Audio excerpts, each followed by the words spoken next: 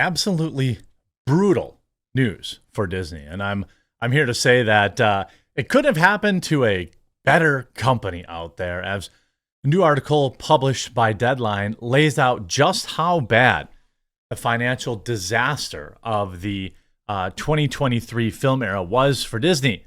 Woke disasters like the Marvels, garbage like Indiana Jones, and the It's a Woman now and she's automatically better.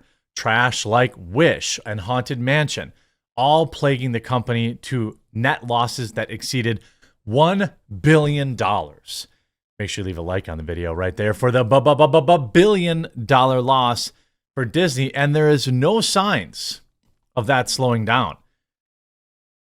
You see, the top 80%, Disney detonates 4 box office disasters in Deadline's 2023 Most Valuable Blockbuster Tournament.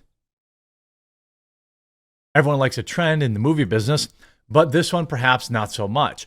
Disney, for the first time in Deadline's Most Valuable Blockbuster Tournament history, dominates the annual bombs section, claiming 4 of the 5 worst spots on the 2023 list. Typically, the studio owns a majority of the year's top 10 most profitable films, thanks to Marvel movies, but not this year. A lot of this stems from feeding the beast of streaming service Disney+. The studio's initial plans during the coup was to shell out $14 billion to $16 billion annually on content by this year, with Iger taking the CEO reins from Bob Chapek. He's trying to right the ship with less is more strategy, zeroing in on quality so that the number one motion picture studio can come back to form. Well, it's not working. I mean, look what happened this weekend with Stuntman or whatever it was. Absolute disaster. $150 million budget, made $30 million this opening weekend.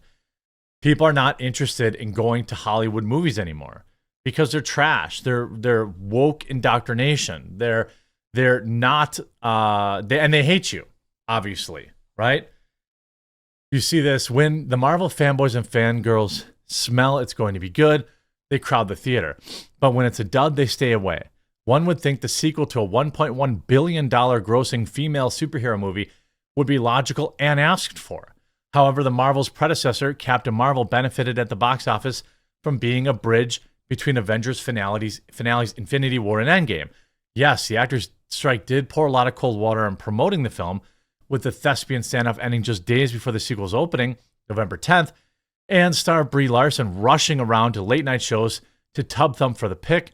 But there was more. The movie was trying to thread storylines from Disney Plus shows like Miss Marvel, which was part of a grand master plan by Marvel to connect the series with the movies.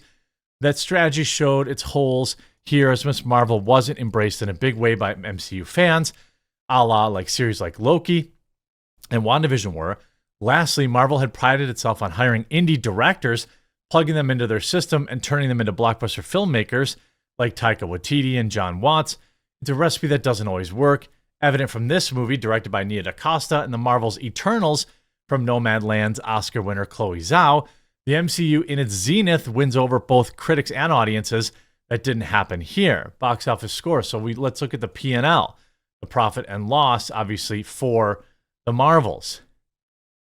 Box office, domestic, $84 million. International, $121 million. Worldwide, $206 million. Total revenue, $208 million. Expenses, $455 million. Studio net, $237 million loss. $237 million loss. By the way, you don't want to miss out on Mother's Day, which is this weekend. Don't forget, coffeebrandcoffee.com, promo code MOTHER.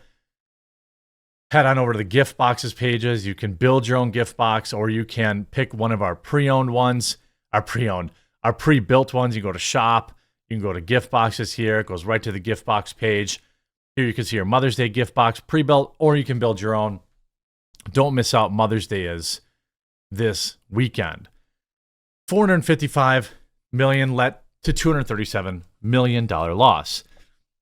Now, The Flash, which isn't a Disney film, also lost $155 million, but that's mostly because I would argue because, first of all, The Flash isn't as popular.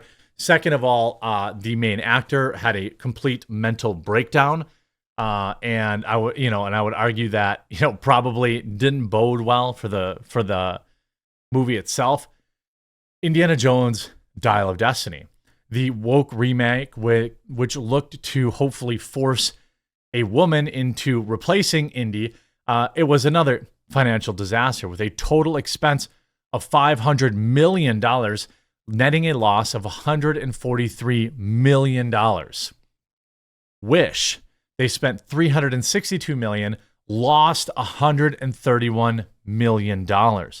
Haunted Mansion, this one also a disaster. $260 million cost with $117 million loss. People are sick of Disney movies. They're just sick of mediocre cape stuff. I wanted to pull up, you see the Marvels reportedly lost $237 million last year, much more than The Flash. Who is this by? Paul Tassi. I find myself being an apologist for a few underperforming MCU movies, especially The Eternals, which I think deserve better reviews and box office result. I have also said the same thing of The Marvels, which reviewed on the low end of MCU movies, despite being a lot of fun. But its box office returns just utterly disastrous. Well beyond what's happening with any other underperforming Marvel feature, and even the horrific Flash from DC this past year. Deadline had listed out the worst disasters. We already talked about that. You may notice one particular thing about this list. 4 of the 5 movies are from Disney, with just The Flash from Warner Brothers. It's essentially across 5 different genres: a superhero film, an action film starring a classic character, an animated film, and a live-action kids film. Just tanks across the board. And for the MCU specifically, despite superhero fatigue, I don't expect it will carry over to something like Deadpool and Wolverine, which should do massive numbers, even with the R rating. Marvel also has a high-profile project coming up like Fantastic Four. However, I am less convinced that Captain America: New World Order or the Thunderbolts are going to do well. I think they're both going to do poor. I really do. I think that they're going to do very, very poor. I think that for Captain America to do bad at the movie theater too, that's obviously not good. And if we look at, was it Fall Guy? I think it was Fall Guy. Another large budget movie, $150 million budget, opening big blockbuster of the summer. You see this. The Fall Guy box office disappointment hurts more than opening weekend.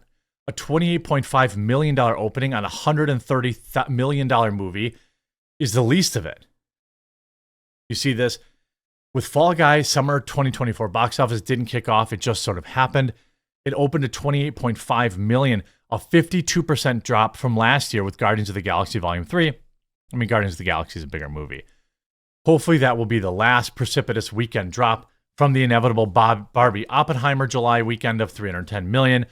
This $76 million domestic weekend is bad, but the Fall Guy shortfall is worse.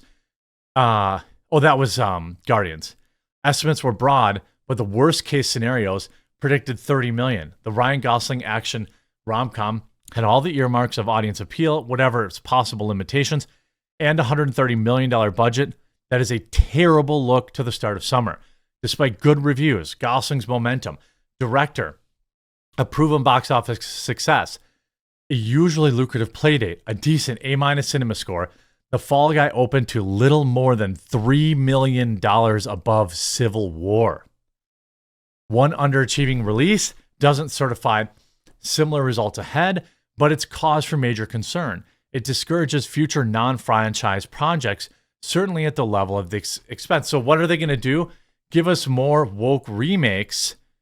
That's essentially what they're saying. We're going to give you more trash remakes, and you're going to like it. And because we tried this one thing and you guys didn't come see it.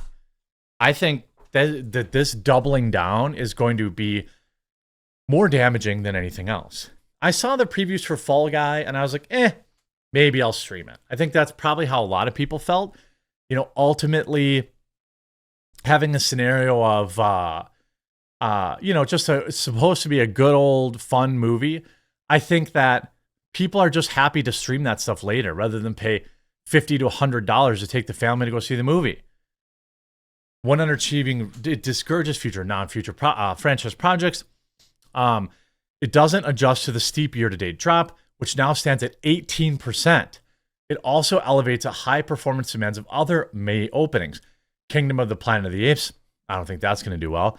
Later next week and later Furiosa, I don't think that's going to do well.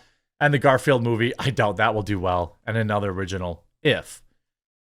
Each of these movies is expected to open better than The Fall Guy by some by quite a bit, but nothing is a given. We would be in for a more difficult summer. We may be in for a more difficult summer than expected. Good. I don't understand why anyone doesn't see this as an absolute win. It's just an absolute win. Right? Good. I don't care if Hollywood collapses. I really don't. There's so many good movies out there that, The Fall Guy, I mean, you have like actors and actresses that are kind of non-woke. That's not like a big deal. It tanks. Disney's billions of dollars. The Marvels losing nearly $250 million is how much they lost. And the shareholders voted for more. You look, the flop is female. You see here, Ant-Man and the Wasp lost $70 million. Guardians 3 actually made $47 million. Little Mermaid lost $163 million. Elemental lost $57 million. Indiana Jones 5 lost $260 million. Haunted Mansion lost $205 million. The Marvels lost $311 million. Wish lost $259 million. Over $1 billion. Note marketing costs equals reported. It's half the budget. Earnings equals worldwide box office times 0.5. $1.24 billion in losses for the MCU. But keep doing it. I absolutely love it. Hope you enjoyed this video. Speaking of the MCU, don't forget Mom. Your Mother's Day gift box is waiting at coffeebrandcoffee.com, and we'll talk to you again real soon.